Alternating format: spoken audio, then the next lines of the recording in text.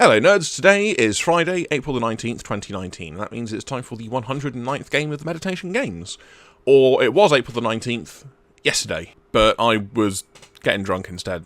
Today's game was made by Curtis Cummings, and he left this very short blurb for us, which I'll read out for you now. Today is Bicycle Day, a wondrous time of celebration and experimentation. Where will the day lead us? I want to know. So all I knew going into this game was that it was about Bicycle Day. I don't know what Bicycle Day is, and this probably wasn't what I was expecting. Well, it wasn't what I was expecting, actually. The general premise of the game is, well, as you can see, it makes very little sense to even drunk me. I was drunk at this point in time. And all I've been able to establish is that there's this big sort of weird kaleidoscope thing going on in the middle with bright lights and pretty colours. It looks really retro, actually. And you control this little dude with, I think, WASD and arrow keys worked, if I remember correctly. And it's basically it's got this weird little music thing going on in the background, and you bend and distort the pitch by moving the character, and it bends and whatever's in relation to where you move him. As soon as you let go of the arrow keys, he sort of pings straight back into the middle. I didn't really notice when I was playing, probably because I was drunk, but he sort of bends and leans towards the center point, and he looks like he's sort of falling.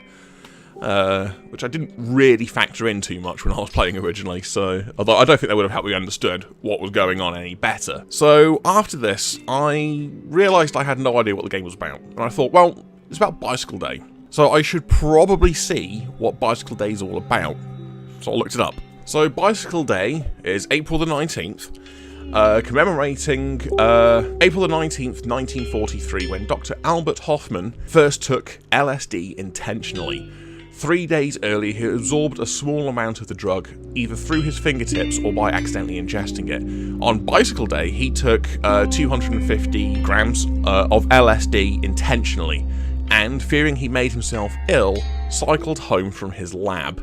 During his bicycle ride, he experienced the effects of LSD, making this the date of the first ever acid trip. He wrote about his experiments and experience on April 22nd, which was later put into his book, LSD, My Problem Child.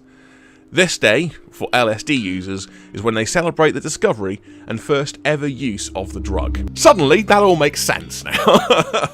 So, the creator of today's game, Curtis VonRubenhoff, not Cummings, I don't know where that came from. So Curtis makes games under the banner of Parallax Visions. I don't know if he owns it or if he's just a member of it, but yeah, all of his games come under Parallax Vision. He's got a link on his Twitter to his portfolio website, which is also under Parallax Vision, so I assume it is his. And all of the games on there are free to play. Most of them require a download, but one of them I could play through itch. So that's the one I played because it was the easiest one to get working, so.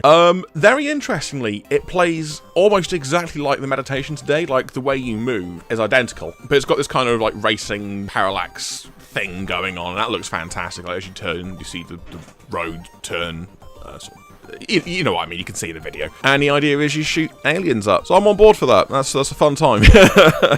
It's a surprisingly tricky game. Like, I am into my shooters. I do really enjoy them. But this feels very different to usual. Like moving really alters your perspective. And I don't think that's normal for a game like that. I'm trying to remember any game that does that. It's sort of got a weird Space Harrier feel, but much more 3D than Space Harrier. Get what I mean. But the game is effectively broken up into like a 3x3 grid. You can kind of easily hang in one of those 9 sections. Enemies tend to fall under those 9 sections. It's a case of just moving into that section, shooting off stuff, and then, well, just travelling to the next one, dodging the bullets, shooting monsters. It's all good fun. Like I said, all of his games are free, and he seems to take a lot of delight in the fact that his games are kind of weird. His website's subheader is the weirdest games you've never played. So prove him wrong and play them.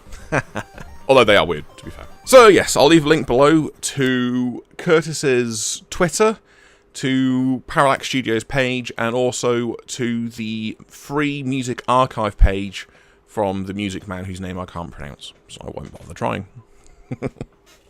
So thank you very much to Curtis for making today's game, and thank you very much for watching. I'll see you again tomorrow. Take care.